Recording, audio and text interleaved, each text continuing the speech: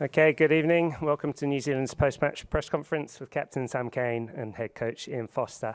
Ian, if you'd like to make a few opening remarks. Heck of a final. It's always high emotion, both sides of the fence in a final, and this will be no different.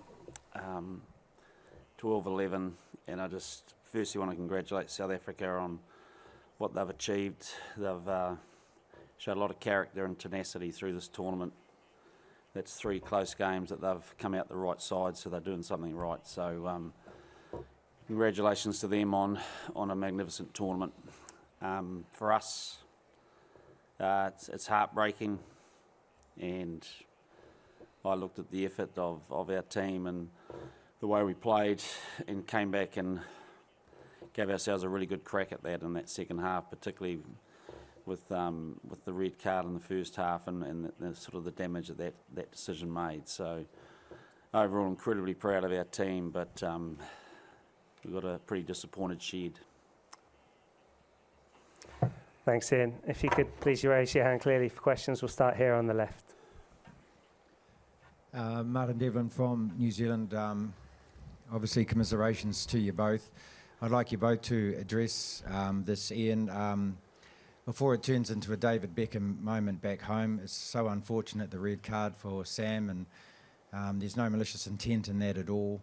But I'd just like you to speak about the inspiration that he's given this team throughout this tournament. And Sam, if you could just, I know it's so bloody hard, but tell us what the emotion is going through you at the moment as well. It must be so tough, mate. Yeah, well, I think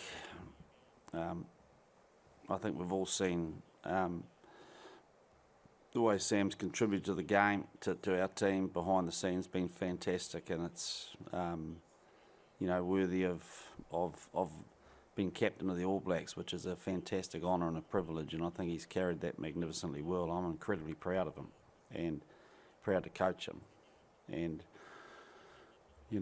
it's a tough old day at the office when that happens, and you'll be feeling a lot of emotion, I guess, but and so there's a few issues there. One is you look at the decision and think, okay, well, it is what it is. We can't control that, unfortunately. Well, I didn't feel we got the rub of the green in that first half, so we had to try and make our own luck, but that was one that went against us. But the second thing is the heart and soul that the team showed afterwards, and to stay in that fight. And I think that's largely due to the spirit of the group and the spirit of the leaders. And even though Sam wasn't on it, he was a big part of that. So hopefully that's answered your question, Marty. Yeah, so just so much hurt right now. It's actually hard to find the words to explain it. But it's hard because you're feeling so much hurt, but at the same time you're so proud of the group and how they fought back and really gave themselves a good shot at winning that game. So I think it speaks volumes of the group as a whole. They're a fantastic group of men who care so much about playing for the All Blacks. They care so much about making New Zealand proud. So, as Fozzie said, there's a lot of heartbreak in the sheds right now, and it's hard. Thank you. And the next question here in the middle on the left. Raise your hand clearly. Thank you. Microphone, please.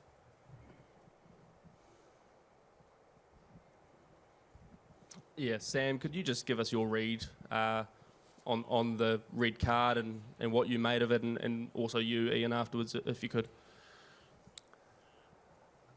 Look, there at the time, I wasn't even aware.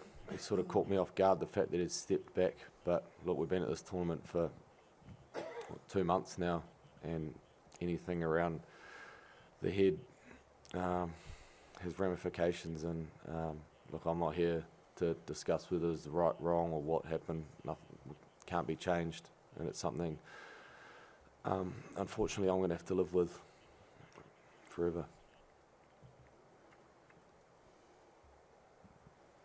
Well, I really don't want the game to be about us talking about red cards.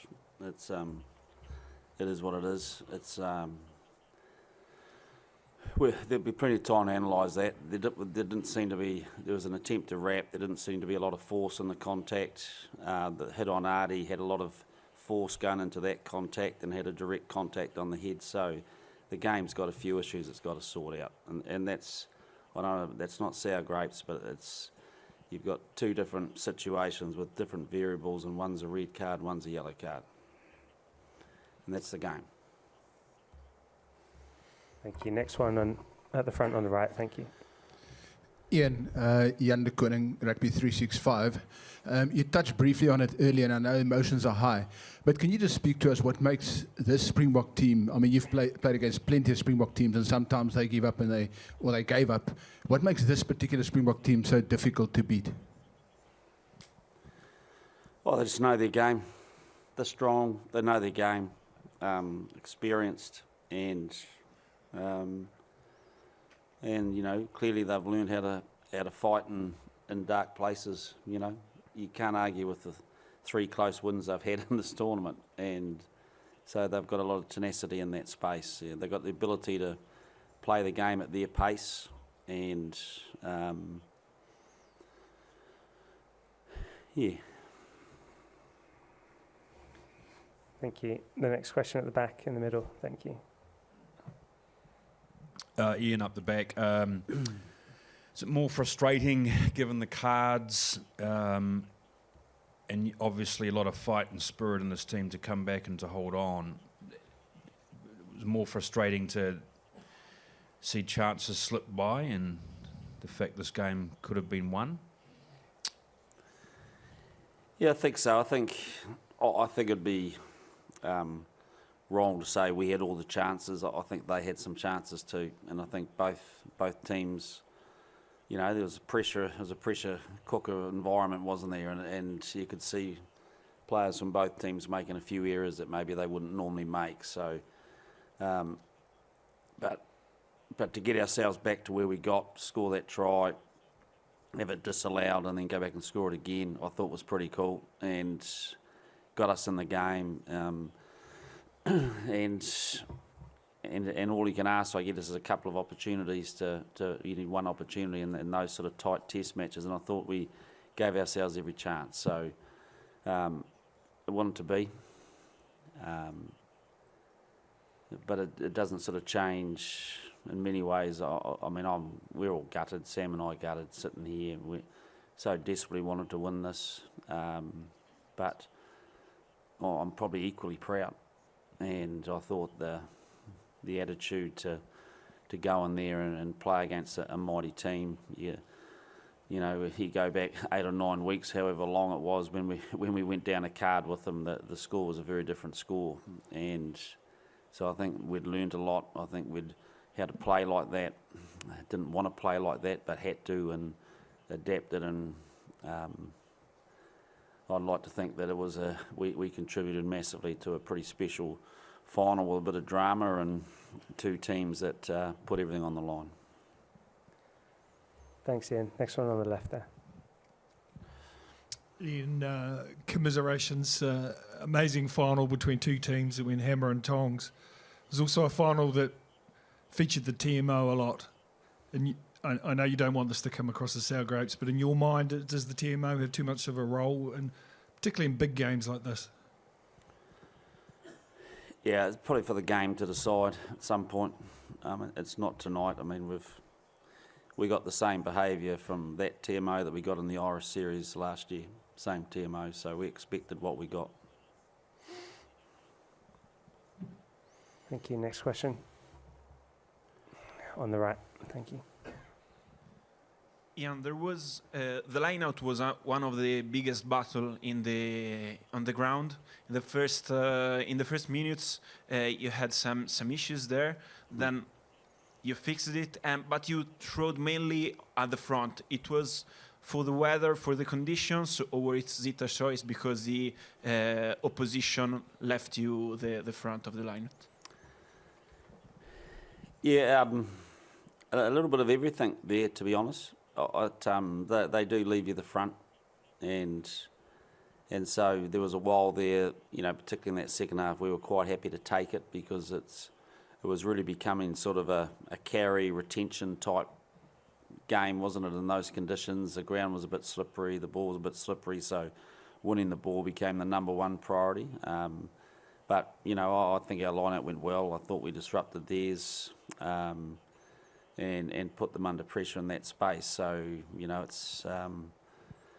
and you know, we had a couple of really good line-out wins on their ball that I think we squandered a little bit and gave the ball back to them a little bit too quick. So there's always going to be some things that we'll regret, but you know, the effort, and I thought that part of our game went well. Thanks. Next question here. Yep. Ian, with Sam off the field, Geordie shifted into the scrum for the scrum battle. Was there a discussion at half-time about whether keeping him in the midfield to sort of defend against the set piece from the Springboks, or keep him in that scrum? Yeah, you have that strategy, either go one way or other. We felt we needed to. The Springboks through this whole tournament have shown a desire to scrum for penalties. We didn't want to give them that out. In fact, I thought we were the one putting them under pressure in the last part of that game. So we really felt that we'd take the chances, and we were willing to concede a bit of wide space, which, you know, they were pretty efficient at taking, but we may have lost 20 or 30 metres, but at least we got the ball back. So one of those strategies you play. Happy with what we did, by the way. Just on the left. Ian, it's the end of your journey with the All Blacks, with some ups and downs. What will you keep out of it? What were my what? Sorry. It's which memories would you keep of your journey with the All Blacks that's coming to an end? Oh, I'd say there's a lot more ups and downs, to be fair. It's a privilege. It's not something that you just sort of you hope you get, and it's a privilege to have, and I've been privileged to be part of a special group of people. What's the highlights? Probably today. You know, we lost, but what you want as a coach is to get your team on the big stage, and to have your team put their best foot forward. And like I said, didn't get the result.